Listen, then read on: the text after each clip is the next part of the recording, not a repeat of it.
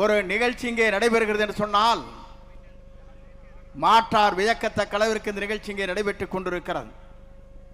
கடல் அலையா மக்கள் அலையா என்கின்ற அளவிற்கு நமது வெற்றி கழகத்துடைய தலைவர் இன்றைய முதலமைச்சர் அல்ல, என்றைக்கும் தமிழ்நாட்டின் நிரந்தர முதலமைச்சராக இருக்கிற தளபதிக்கு பின்னாலே இந்த கூட்டம் இன்றைக்கு இணைந்து பணியாற்றக்கூடியவர்களாக இங்கே வருகின்றிருக்கிறீர்கள். உங்களுக்கு வாழ்த்துக்களை தெரிவித்துக் கொள்கிறேன். இங்கே சில பேர் பேசுகிறார்கள், ஏன் இவர்கள் இங்கே வருகிறார்கள், துரோகிகளாக இருக்கிறார் என்று கேட்கிறார்கள். நான் ஒன்றை சொல்ல விரும்புகிறேன். துரோகம் எங்கே நடைபெற்றிருக்கிறது என்பதை நீங்கள் காண வேண்டும்.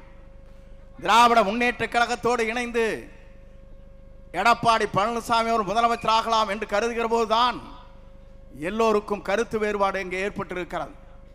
தன்னுடைய பதவியை ராஜினாமா செய்துவிட்டு இன்றைக்கு வருகிறார் என்று சொன்னால் வெற்றி கழகத்துடைய தலைவர் தளபதியை நம்பினால் மட்டும்தான் நாடு வாழும், நாட்டு மக்கள் வாழ்வார் என்ற நம்பிக்கையோடு தான் இங்கே வருகின்றிருக்கிறார்கள். துரோகம் செய்தவர்கள் அங்கே இருக்கக்கூடும், நல்லவர்கள் இங்கே வந்திருக்கிறார்கள், அவளை வரவேற்கிறேன். ஏனென்று சொன்னால் நம்பிக்கை இங்கே இருக்கிறது, நாணயம் இங்கே இருக்கிறது, எதிர்காலம் இங்கே இருக்கிறது. தமிழ்நாட்டு மக்கள் அதிகமாக வாக்களித்து வெற்றி பெற்றிருக்கிற ஒரு இயக்கத்தை நீங்கள் எண்ணி பார்க்க வேண்டும்.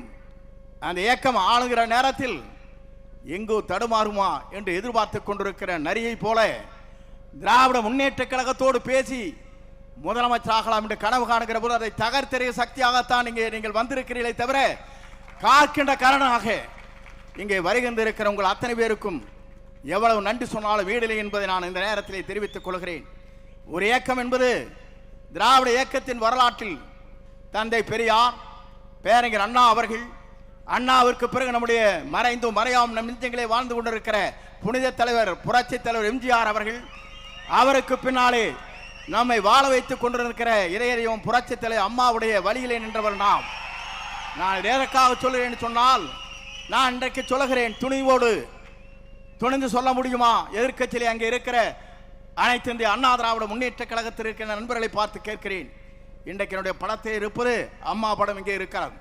இதை அனுமதித்தவர் நம்முடைய வெற்றி கழகத்துடைய தலைவர் தளபதி தான். நான் எதற்காக சொல்கிறேன் சொன்னால், என்னை அழைத்தார், நீங்கள் அம்மா படத்தை வைத்துக் கொள்ளுங்கள், அப்போதுதான் எனக்கு மகிழ்ச்சி அளிக்கும் என்று சொன்ன ஒரே தலைவர் வெற்றி கழகத்துடைய தலைவர். நான் எதற்காக சொல்கிறேன் சொன்னால், எடப்பாடி பழனிசாமி படலினா அவனுக்கு கீழே மேலையும் பார்ப்பார். நான் பார்த்தேன். நான் இன்றைக்கு சொல்லுகிறேன், நான் எதற்காக இங்கே இந்த இயக்கத்திலே தூக்கி எறியப்பட்ட நேரத்தில் என்னை தாங்கி பிடித்த இன்றைக்கு வருவாய்த்துறை அமைச்சராக ஆக்கிய வரலாறு இந்திய துணைக்கண்டத்தின் வரலாற்றில் நம்முடைய தலைவரை தவிர யாருக்கும் இல்லை.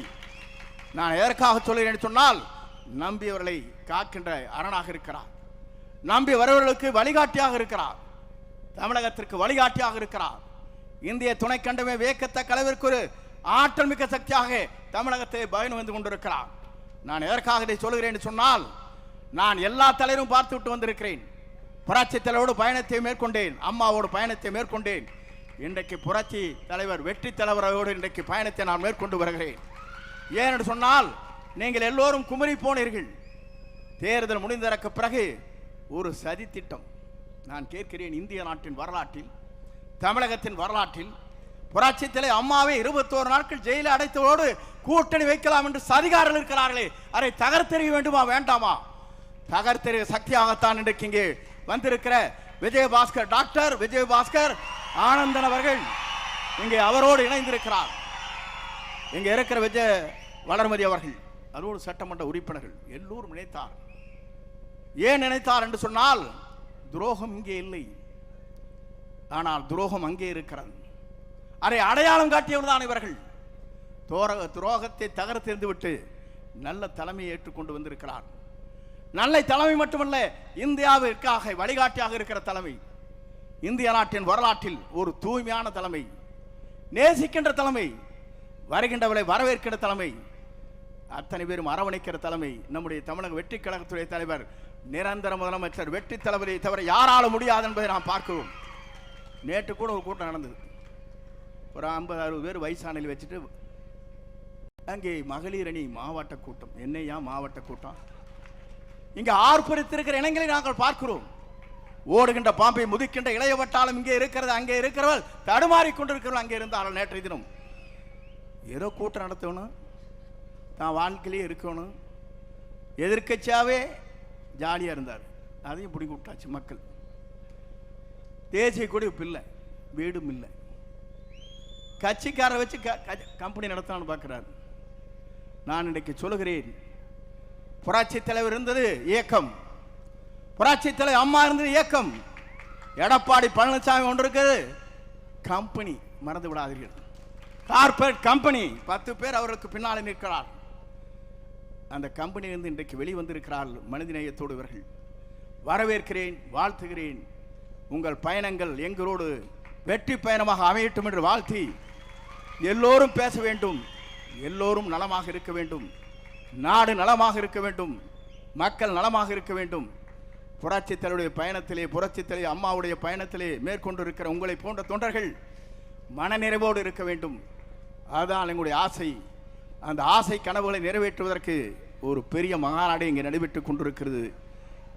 இணைக்கின்ற இந்த விழா என்பது ஒரு வரலாற்றில் இடம்பெற்றிருக்கிற நிகழ்ச்சியாக இருக்கிறது. இன்றைக்கு 54வது நாள். 9 என்று சொன்னாலே நவக்கிரகம் இருக்கின்ற 9 என்று சொல்வார்கள். அங்கே சனி பிடித்திருக்கிறது, இங்கே குரு இருக்கிறது. ஆகவே நீங்கள் கவலைப்பட